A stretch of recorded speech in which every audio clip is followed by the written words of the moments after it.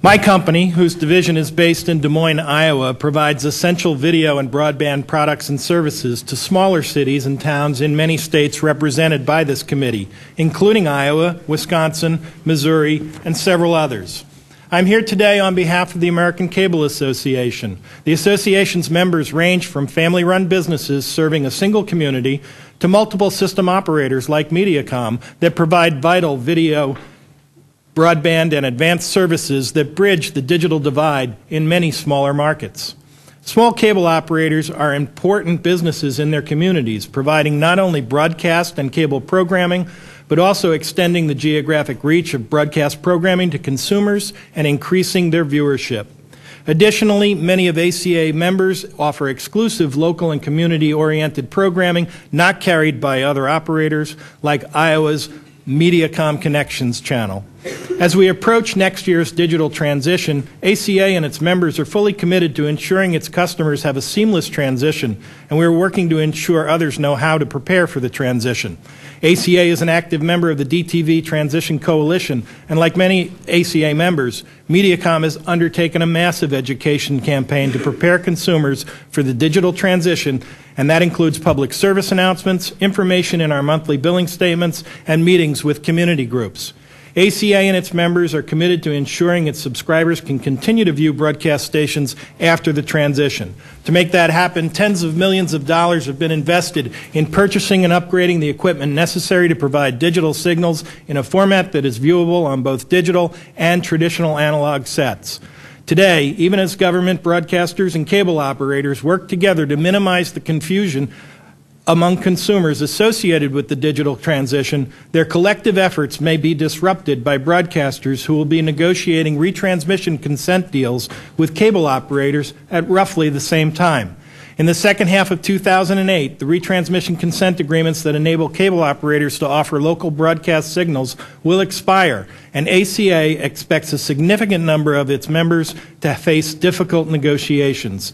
In fact, while ACA members may well have good relationships with WJHL, many are worried that the news from its parent company, Media General, and other company analyst calls and the pressure mounting from Wall Street to extract cash from consumers foretells a potentially very different and ominous experience this fall. As it stands, federal retransmission consent and network non-duplication rules grant broadcasters unrestrained power in these negotiations, and broadcasters commonly leverage their power to demand unreasonable prices, terms, and conditions from small and medium-sized operators.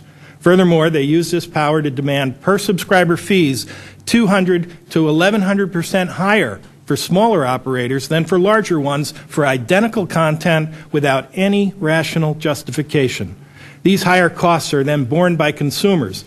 As a committee focused on the important role that small business plays in the economy and one that cares for consumers, I hope a growing awareness of this problem of discriminatory pricing will prompt further inquiries and action.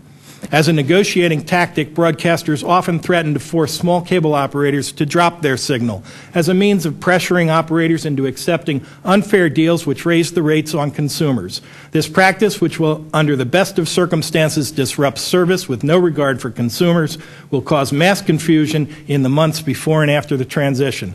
This is precisely what happened in early 2007 when 2 million television viewers in 700,000 households were disrupted by Sinclair Broadcast Group's unilateral decision to pull 22 stations from Mediacom cable systems in 12 states, including Waterloo and Dubuque, in the Chairman's District, and other states represented on this subcommittee. In September 2007, the FCC issued a rulemaking seeking comment on revisions to the Commission's program access and retransmission consent rules. The ACA filed comments in this proceeding describing the broadcaster's discriminatory conduct towards small cable operators and proposing and prohibiting these tactics. More recently, Mediacom and several other cable operators filed a petition with the FCC asking the Commission to promptly adopt retransmission consent quiet period to ensure that these disputes in the months surrounding the digital transition do not trigger consumer confusion or service disruptions.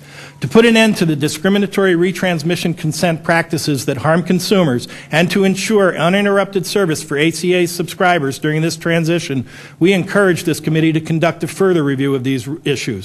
We also urge every member of Congress to play an active role in monitoring negotiations in their own districts.